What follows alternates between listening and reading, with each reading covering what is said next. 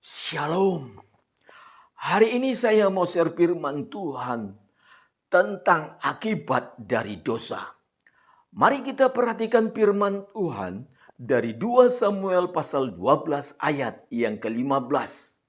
Firman Tuhan berkata, "Kemudian pergilah Nathan ke rumahnya, dan Tuhan menulai anak yang dilahirkan bekas istri Uria bagi Daud sehingga sakit."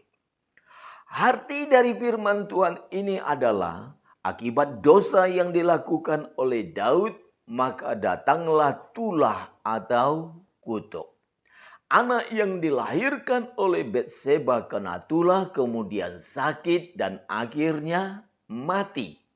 Jadi konsekuensi dari dosa itu adalah kutuk. Dan ini sudah terjadi mulai dari zaman Adam dan Hawa. Ketika Adam melakukan dosa, maka datanglah kutuk. Adam bersusah payah mencari nafkahnya. Ketika Hawa melakukan dosa, maka datanglah kutuk. Hawa bersusah payah melahirkan anaknya.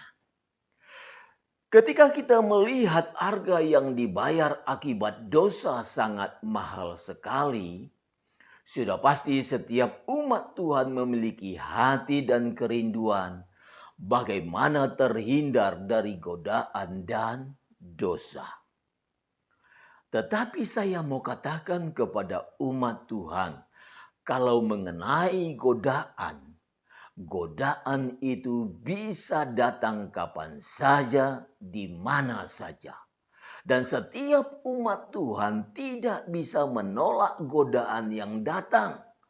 Yang bisa kita lakukan adalah bagaimana supaya kita tidak tergoda. Yang kedua, tidak ada orang yang kebal terhadap dosa. Setiap orang bisa tergoda dengan dosa.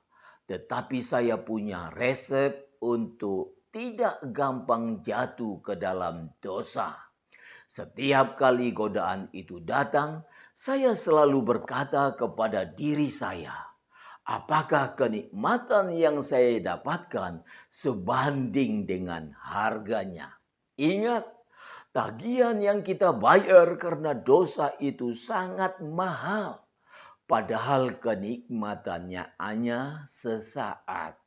Jika kita memikirkan hal ini, harusnya kita berpikir ribuan kali untuk berbuat dosa.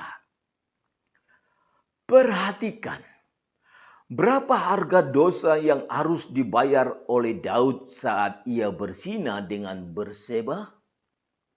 Daud merasa tertuduh bersalah. Anak yang dilahirkan dari Batseba mati. Anaknya memperkosa anaknya yang lain. Anaknya saling membunuh. Anaknya meniduri istri dan gundik-gundik Daud di depan mata orang Israel. Anaknya memberontak dan mengkudeta kerajaannya. Inilah harga yang dibayar untuk kenikmatan sesaat. Tetapi Daud masih bersyukur karena dia masih dapat pengampunan dari Tuhan. Andaikan Daud tidak dapat pengampunan dari Tuhan, harga yang dibayar lebih mahal lagi. Tempatnya di neraka yang kekal. Dan kalau ada orang yang berkata dosa bisa masuk surga, bahkan biarpun dosanya segunung tetap saja masuk surga. Inilah yang membuat Edis TV tersenyum saat berdebat. Setiap kita umat Tuhan perlu belajar dari kesalahan Daud, supaya kita tidak jatuh ke dalam kesalahan yang sama. Setiap kali godaan datang, usahakan pikiran kita tetap jernih. Pikirkan dengan baik, apakah kenikmatan yang kita dapatkan sebanding dengan harganya. Jika kita melakukan perselingkuhan, apakah hati pasangan kita tidak tersakiti? Apakah anak-anakmu tidak kecewa? Apakah keluargamu masih bisa menghormatimu? Apakah engkau mau menukar kenikmatan sesaat dengan hidup yang kekal? Belum lagi setiap hari kita merasa tertuduh bersalah dan kehilangan damai sejahtera. Sayangnya, kerap kali hawa nafsu lebih menguasai nalar dan pikiran sehat kita. Kita bahkan berpikir yang penting nikmati dulu, akibatnya urusan belakang.